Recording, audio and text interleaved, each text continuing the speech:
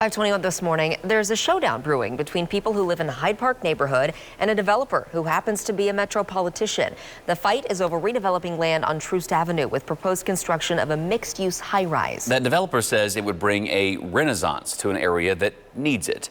Neighbors who live there argue the project is too big and would bring more problems than actual solutions. This morning on 41 Action News, anchor Bryant Madrick takes a closer look at that development that's causing this divide. In Kansas City's Hyde Park neighborhood, there's a quality of life Sydney and Robert Anaya appreciate.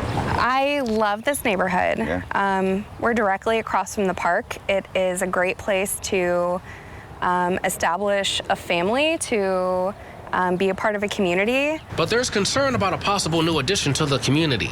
These signs are sounding the alarm on KC Outlook.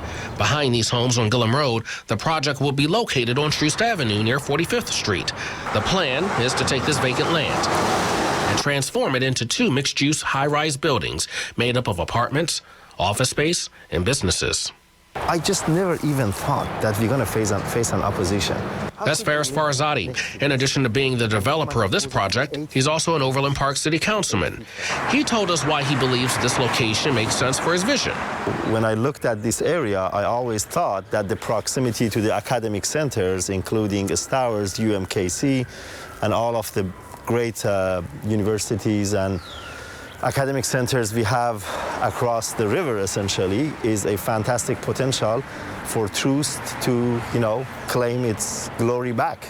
In order for Farzadi's vision to become a reality, he needs the city to rezone this land. These neighbors want his request denied. Eric Olson has lived in the neighborhood for 15 years. It exceeds the height limits that are currently in place over there, the zoning, it exceeds the density restrictions, it exceeds the frontage requirements, and it doesn't meet the city code for parking. What's going to happen is that you have an... Farzadi says he has made concessions on the building's look, what businesses go inside, and extra parking. We have parking in the back as well, both for the commercial and residential. And as I mentioned, the extra parking, we are in agreement with these property owners to provide extra parking if we need it. The project is expected to cost over $20 million. Farzadi says he has done enough compromising, and now it's time for neighbors to give a little. The people opposed to the project stress they're not against development, but they want what's best for their community. This can be such a polarizing area for a lot of people. I think whatever is built here should be really thoughtful and well constructed. Now, a city planning commission meeting will be held on April 20th to discuss rezoning this land, and that is so crucial because if that doesn't happen, then this project doesn't happen.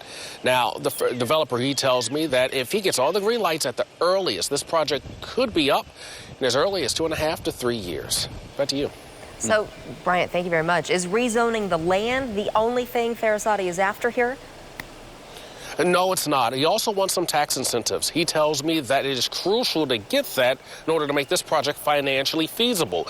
He also adds that with this building, there would be some space for affordable units when it comes to apartments. He says that those rents would be low enough between $500 to $800, and he argues this project really would be a win-win for everyone, the neighborhood, the homeowners, of course him, and even the people inside of the buildings that he hopes to build. But of course, those residents, they are opposed to this, and they say they plan to make sure their voice is heard throughout this entire process. Putting live in Bryant Madrick, 41 Action News. Yeah, that's an important part of it, too. The cost of apartments across Kansas City has been a big issue now for years. Brian, thank you very much.